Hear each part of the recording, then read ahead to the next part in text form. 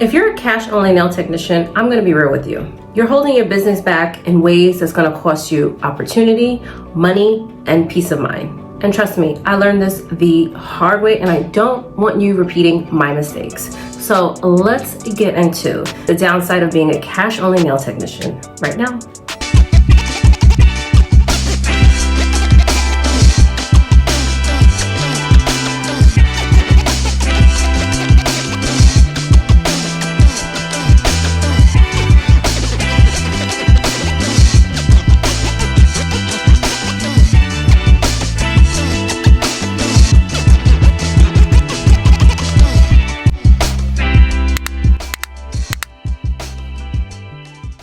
Hey guys, welcome back to my channel. If you are new here, what's up? Don't forget to hit the like and the subscribe button, and don't forget to hit the notification bell so you can be notified when I post new videos every week. My name is Keisha and I am a nail business mentor, and I am here to help you grow, make some money, and stop treating your nail business like a side hustle. So if that sounds like something you're into, make sure you're subscribed.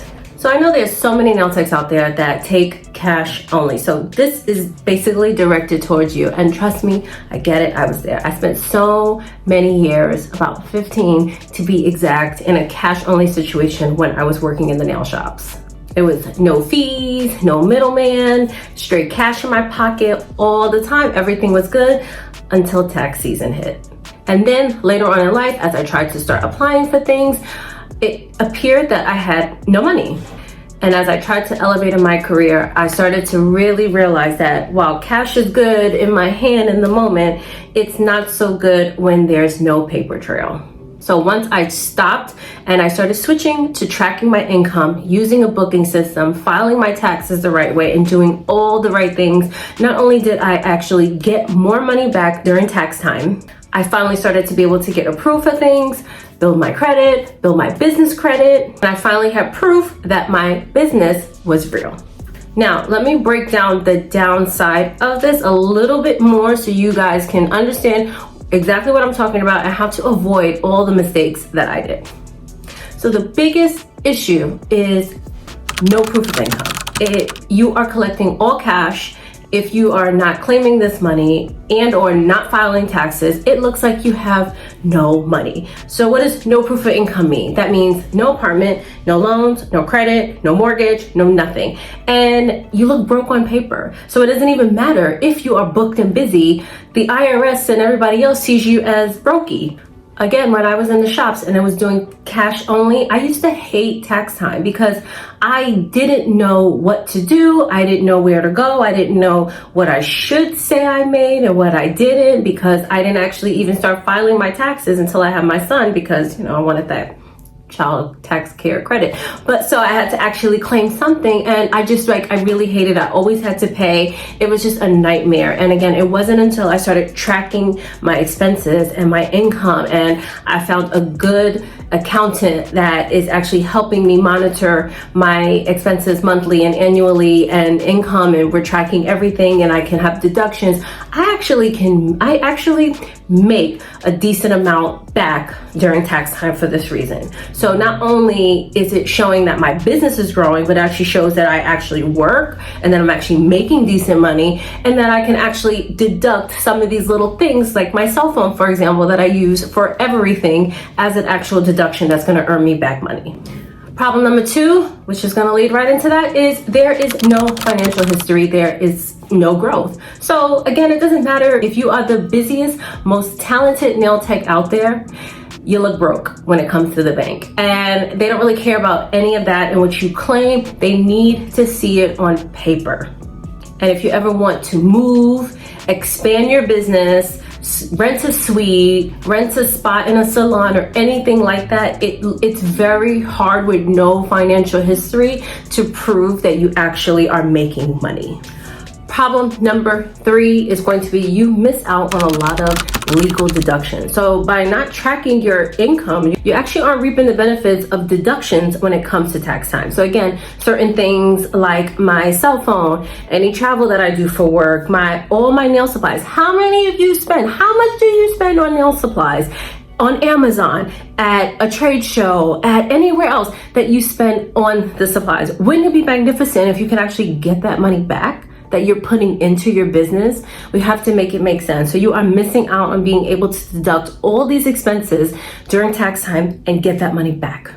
Problem number 4, you are blocking yourself from capital. And when I say capital, I mean being able to prove that you are worthy financially as a business and as an entrepreneur. And this is something that really changed for me, because once I was able to start showing that I had money, I was able to get business loans. My business was actually doing well, because now, if you guys don't know, I use Acuity. Acuity is, the money part of it is ran through Square. Square does magnificent things for small businesses. So if you're watching and you use Square, whether you use Square website or just Square for payments, whichever, they offer you loans all the time. I have taken out a loan with them because they know, okay, we're gonna get our money back, because she makes money. We see what she makes. So we're gonna give you this and then you can put this back. So not only is that helping my business credit, but it's helping me out that I'm actually now able to have the funds to do an expansion, get new supplies, get new furniture and equipment. You guys saw me do a whole makeover with the 2 rooms. All these things I was able to do because my business is showing credibility. And lastly, reason number 5 is it's gonna be very hard for you to scale, because if you're just taking cash and you're just working and you're staying underneath the radar, you're staying off the books, your business will always just stay afloat. And at some point, again, my whole purpose for you guys is to get you to stop treating your business like a hustle and start acting like an actual entrepreneur. Is to get your business to scale, to grow. So whether that means we're going from living room to suite to nail salon to owning, whatever that may be, a step up is a step up. And it's gonna be very hard to do that when you are off the grid. No one knows that you have any money, you have no business credibility, you have no personal income per se. It's just very hard. So what are 5 quick fixes that you can do to help solve this cash only problem? And this is even if you still like cash. This is not saying don't take cash, but what can we do to improve this a little bit? Number 1, I say this all the time, get a booking app. And if it's not a booking system, track your income, even if it is cash. At the end of the day, we need to claim something. If you are making $150,000 a year, like, you have to claim something. This is not by any means any type of accountant advice. Let me just disclaimer that I'm not any type of accountant. I'm not a CPA. I am not giving any type of legal advice or anything of that sort. So seek the right professional when it comes to certain things. But we want to make sure that we are tracking everything. And I just feel that the easiest way for me to track carefree and hands-free is by using a booking system. It tells me exactly what I made, all that sorts, and I don't even have to really deal with it. If you're the type of person that knows how to do spreadsheets and Excels and all that stuff like that, by all means. If you are an old school person like myself, and paper and pen work beautifully as well. But whatever you do, make sure you're tracking that income. And number 2 is gonna go right alongside with that. Log every single service that you do. So right next to whoever the person is, this is a service that I did, this is how much they paid. We want to just make sure we're logging that for every person. If you are to the point where that sounds like so much, you're like, okay, well, Keisha, I have a lot of people I see in a week. Girl, you need to be on a booking site then. You need to get a booking site and figure it out. You know what I'm saying? Like, if you're at that point and you're booked and busy, then you definitely are making enough money that you should be tracking it and you should be having a booking site. Number 3, claim your income. Deductions are going to protect you. Trust me.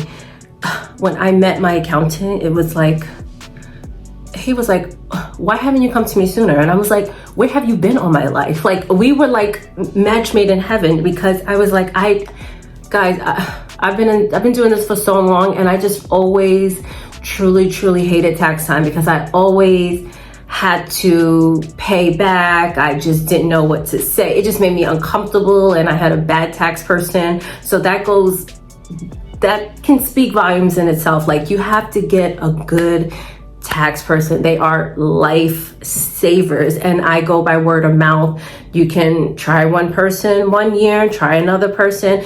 The number 1 thing to do is to just ask, do they work with businesses? If somebody only does personal they might not know what's going on the business side and how to file safely for you correctly. That's going to benefit you. So make sure they do handle small businesses. But again, word of mouth works great, but we want to make sure we are claiming that income. Number 4, use a separate business banking account. So if you're like, okay, well, Keisha, I don't really have an actual business. I don't have an LLC. I can't open a business bank account. Get a different bank account. Before I made my LLC, I have 2 Chase accounts. One is me, one is business. That's my business bank account. It don't have to be all glorified and pretty. You know, you can have that for your LLC as you grow, but don't think because I don't have this, I can't do this now. You can start a bank literally by the time this video is over. You can have an account open, push your money to that side, and all of a sudden now you have a business bank account. I have all my money go into one account. So guess what? Those statements show I make X amount of money because you see the money coming in every month, and I can print that out and I can show so easily. I can just show if I wasn't tracking or I wasn't using a booking system, I have my statement. So I'm printing out 12 statements for the year to show this is all the money that came in. So even if it's not a business bank account, separate your money. And I have an old video where I spoke all about business banking, and I'll leave that link down below and you can go check that out. It's a little old. I don't feel like it's outdated because certain things just don't change that much, but go check that out if you're interested and you want more information about business banking. And number 5, it's not a quick fix, it's a preference of mine, but I just always feel that you should always offer at least one option for people to pay digitally. Most of you guys do that are cash because, again, nowadays, Cash App and Zelle and all this is technically cash. It's not literal cash that is being exchanged, but even if we have something like Square or Stripe or something, offer something digitally that's going to help. On the business side of it, I just feel like people are a little bit more nicer when they can use credit. Just saying, and I'm always gonna vouch for that. I've literally had girls say like, I don't know how much I can spend right now. And they're like, do you guys say credit? I'm like, yeah. And they're like, oh, okay, whatever. He's paying. They don't care. They don't care. So it's, you know, I always feel like digital, especially when you take credit, it does wonders because people will spend more. But nonetheless, you always just want to make sure you have one option where you can take money digitally. And remember, small steps equal big protection. Leave me a comment down below and let me know, are you a cash only nail tech and are you thinking about switching? Don't forget to stay locked in and subscribe every single week as we're gonna dive more and more into money systems and elevation for your beauty business this year. Don't forget to like this video and I will see you next time, guys. Bye.